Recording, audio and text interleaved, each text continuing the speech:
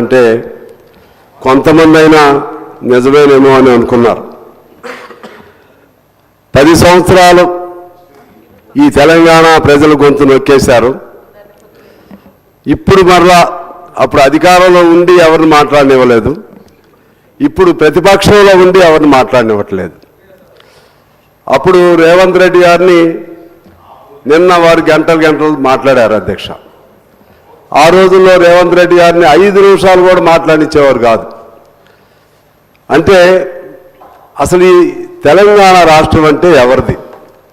4 కోట్ల ప్రజల సంపద ఇది, ప్రజల గుండెకాయ ఈ అసెంబ్లీ. 4 కోట్ల మంది ప్రజల గుండె చప్పుడు వినిపించేటువంటి పవిత్రమైన దేవాలయం ఈ అసెంబ్లీ. మా గొంతును నొక్కే అధికారం వాళ్ళకి ఎవరిచ్చారని చెప్పి నేను మీ ద్వారా అడుగుతున్నాను అధ్యక్ష. మీరు ధర్మరాజు లాంటి వాళ్ళు.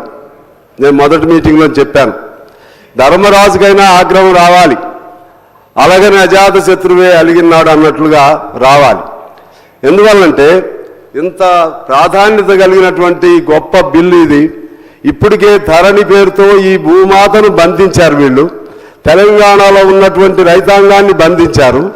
ఆ బంధించబడినటువంటి భూమాత సంఖ్యలను తెగదింపే ఒక మంచి ప్రయత్నం ప్రభుత్వం చేస్తుంటే అది చర్చించడానికి, దానికి సంబంధించిన సూచనలు చేయడానికి కూడా మాకు అవకాశం ఇవ్వకుండా గత 4 రోజుల నుంచి చూస్తూ ఉన్నాం.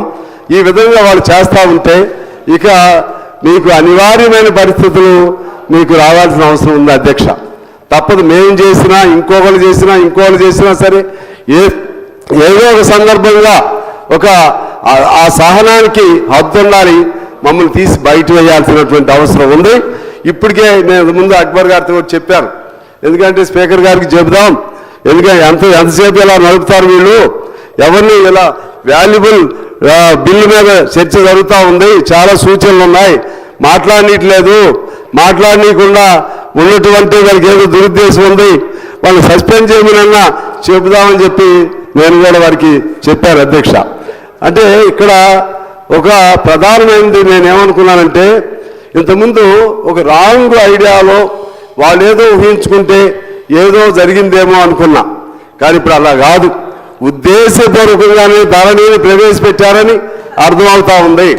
ఉద్దేశపూర్వకంగానే ఆ ధరణిలో జరిగినటువంటి తప్పులు బయటకు రాకుండా చేయాలనే ఉద్దేశంతోనే ఇవాళ కావాలని ఈ తెలంగాణ అసెంబ్లీ సమావేశాలను జరగనీయకుండా వాళ్ళు కుట్ర పని చేస్తున్నారని చెప్పి నాకు ఇవాళ స్పష్టంగా అర్థమవుతుంది అధ్యక్ష.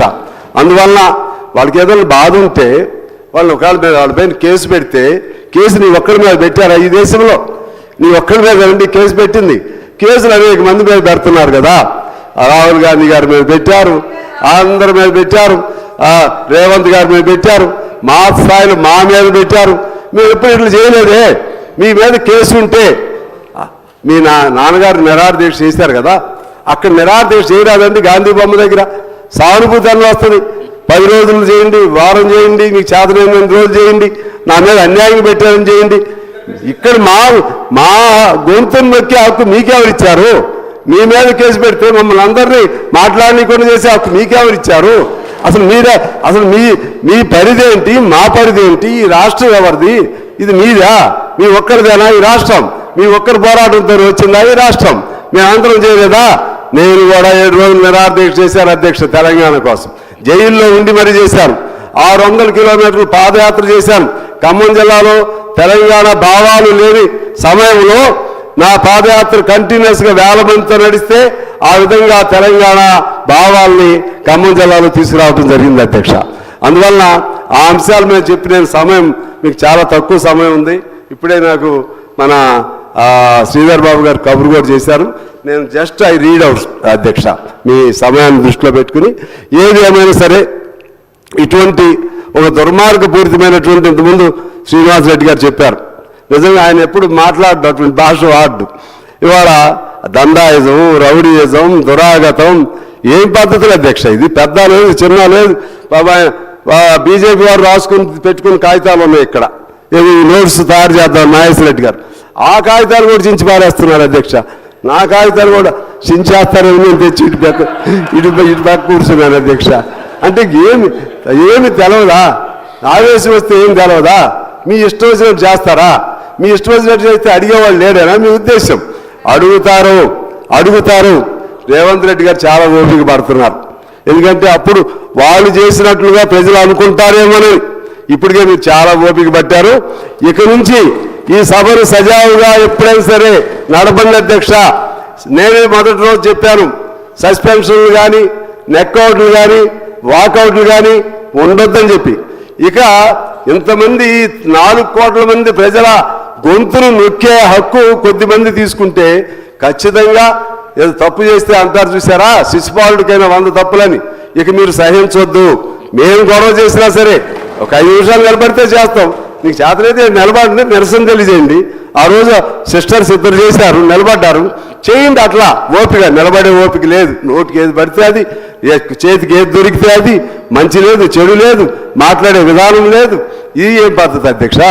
మీ తెలంగాణ తెచ్చుకోండి అంటే ఉంటే మీరే ఉండాలి, మీరే పరిపాలన చేయాలి. ఇంకెవరు పరిపాలన చేయడానికి వీలు లేదు. మీరు పరిపాలన చేస్తే అక్కడ ఎవరు మాట్లాడకూడదు. వాళ్ళ దేశం లోపలేసే బయటేసేయాలి. మరలా మీరు ఇప్పుడు ఏడుంటారు, మళ్ళీ ఇప్పుడు వీళ్ళందరినీ కూడా బయట వేసేస్తారా? అధికారం మీకు లేదు. అప్పుడే బయట అందరు వేశారు, ఇప్పుడు మమ్మల్ని అందరూ వేసేస్తారు, ముఖ్యమంత్రి గారితో సహా. ఆఖరికి మీరు మీరు చాలా సాత్వికంగా చెప్తున్నారు, మమ్మల్ని అందరినీ బయట వేసేస్తారా? ఇది ప్రజాస్వామ్యమా? తెలంగాణలో జరిగే చర్చలు ఇవా? ఏ నాడైనా సరే ఆ 10 ఏళ్ల కాలంలో ఇన్ని రోజులు ఇంత సమయం చర్చ ఎప్పుడైనా జరిగిందా అధ్యక్ష? నేను మీ ద్వారా వాళ్ళని తెలియజేస్తా ఉన్నాను. ఎప్పుడైనా జరిగిందా? ఇంత ఓపికగా జరిగిందా? కానీ దాన్ని జరగనీయకుండా చేస్తున్నారు. అయినా మీరు చాలా ఓపికగా అందరికి మాట్లాడే అవకాశం ఇచ్చారు. చివరిలో అయినా సంతోషం, మంచి జరిగింది. ఆ విధంగా దుర్మార్గం ఎక్కడున్నా సరే, దుష్టులు ఎక్కడున్నా సరే దండించడమే శ్రీకృష్ణుడు భగవద్గీతలో చెప్పారు. దయచేసి మీరు అది అమలు చేయమని నేను మిమ్మల్ని కోరుతా ఉన్నాను అధ్యక్ష. ఇక అసలు అంశానికి వస్తే అధ్యక్ష, ఈ చట్టం నిజంగా తెలంగాణకు ఒక వరప్రసాదం. మిమ్మల్ని పొగుడుతున్నాను కాదు, ముఖ్యమంత్రి గారిని మిమ్మల్ని చాలా నేను కష్టపడి చదివా. నేను ఏ చట్టం చదవాలా. నాకు వ్యవసాయం చట్టాల మీద కొద్దిగా, రైతాంగం మీద కొద్దిగా అవగాహన తక్కువ.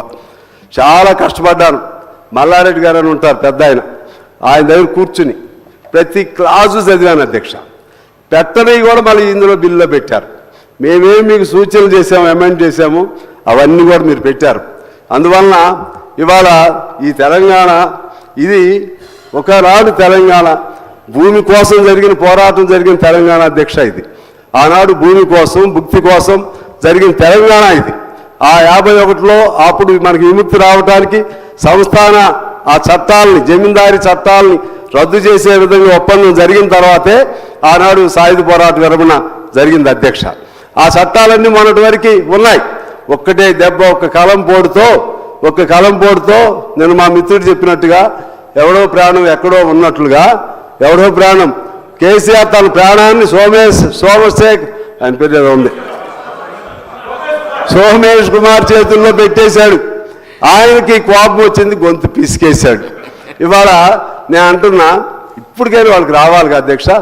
ఇవాళ మీరు గెలిచింది ఓన్లీ పట్టణాల్లో గెలిచారు, గ్రామాల్లో ఎందుకు గెలవలేదు? మీ ధరనే మిమ్మల్ని నాశనం చేసింది. ఇప్పుడైనా సరే